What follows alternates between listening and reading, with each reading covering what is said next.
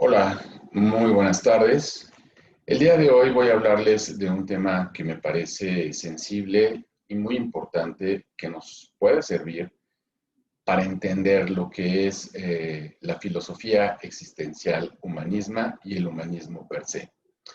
Bueno, primero comencemos con lo que significa la epistemología. La epistemología es el estudio del conocimiento científico, una teoría que busca valorar la objetividad de los principios, fundamentos y métodos de este conocimiento. En este caso, la epistemología de la psicología existencial humanista data desde los planteamientos de los antiguos griegos en las primeras transiciones del pensamiento mágico religioso. Bueno, pues durante esta época el ontos, derivado de la ontología, que estudia al ser, su experiencia, sus propiedades y relaciones, se centraba en los objetos y fenómenos de la naturaleza, traduciéndolos como entes en la realidad, es decir, pues las rocas, por ejemplo, el fuego, la lluvia, las estrellas y demás, por sus propiedades, se les atribuía una entidad del ser. Sin embargo, filósofos como Sócrates, Aristóteles, Platón y un listado de otras importantes personalidades comenzaron a preguntarse ¿en dónde radicaba la realidad y la existencia? ¿Quiénes somos? ¿Qué sabemos? Y también qué no sabemos. El ontos se centraba más en el ser humano que en las deidades. Por ejemplo, Aristóteles en su estudio del alma, como principio de vida, plantea que ésta culmina su existencia pues cuando la vida humana termina. A la vez describe las propiedades de vegetales, animales y de los seres humanos que conforman parte de los tipos de alma. En este caso, el alma vegetativa es la que todo ser vivo posee y se encausa en las propiedades biológicas que poseen únicamente los vegetales.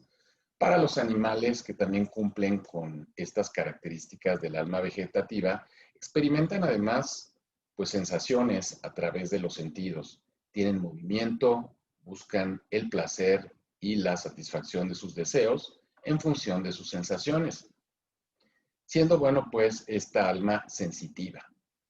Para el ser humano, que comparte también estas características, tiene facultades muy particulares como el juicio, la razón, la motivación, los deseos, el intelecto, la capacidad de conocer y de experimentar. Y bueno, pues es así como, aunque se plantean ideas fuera de la realidad del objetivo perceptible, el ser humano cobraba un papel más centrado en sí mismo.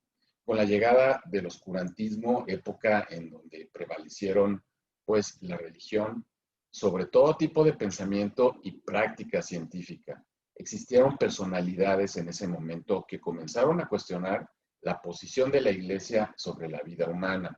Por ejemplo, Santo Tomás de Aquino, en su obra llamada La Suma Teológica, plantea los niveles del alma del ser humano en los que se destacan la razón, la inteligencia, la intuición, los valores y la voluntad humana. A la par con el Renacimiento y el humanismo, nuevamente el arte, el conocimiento, el pensamiento y el ontos voltean a mirar al ser humano nuevamente.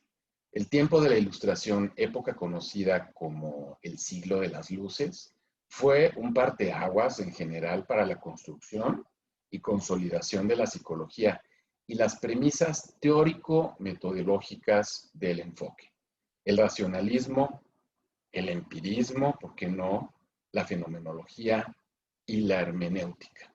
También entran aquí, por supuesto, la dialógica, el positivismo, el existencialismo y el pensamiento oriental, entre otras muchas corrientes.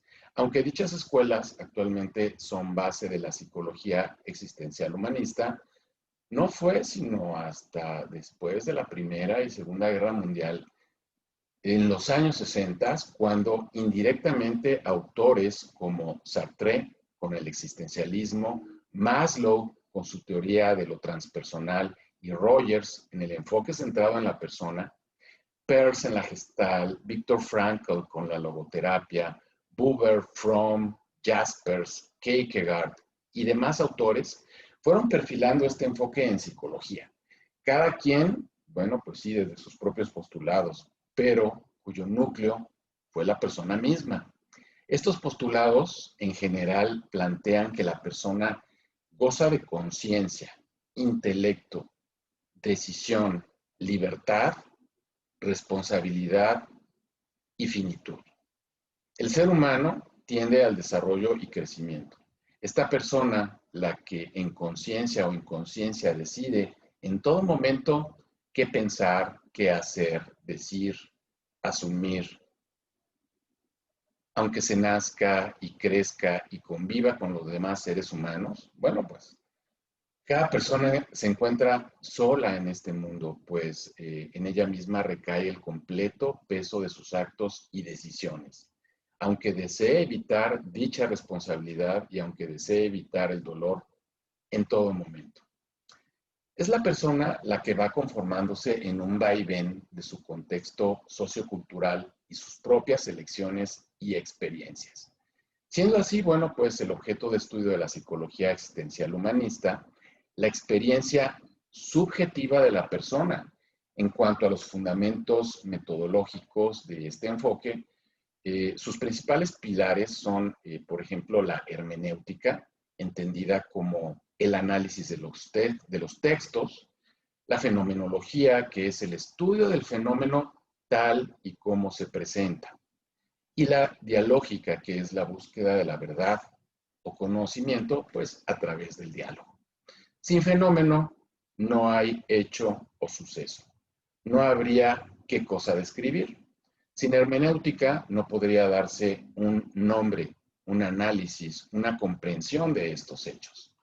Sin dialógica no existiría el medio para comunicar, simbolizar, abstraer y explicar la realidad de cada persona. Es así, pues, como el psicólogo existencial humanista, a través del discurso, del lenguaje verbal y no verbal de la persona, puede comprender y buscar una aproximación a la experiencia subjetiva del individuo para dilucidar o desmenuzar, por qué no decirlo de otra manera, profundizar en las vivencias y significados que cada persona experimenta. De esta forma, la conciencia de sí mismo o de sí misma es mayor por mérito de esta persona y así decide con responsabilidad, plenitud y en favor de su propio desarrollo y crecimiento personal. Espero que este breve análisis y esta breve síntesis de lo que es la epistemología te pueda ser de ayuda sobre todo para comprender lo que es el enfoque centrado en la persona y el enfoque humanista como tercera fuerza de la psicología. Muchas gracias, encantado de estar contigo y bueno, pues nos vemos en la próxima. Buenas tardes.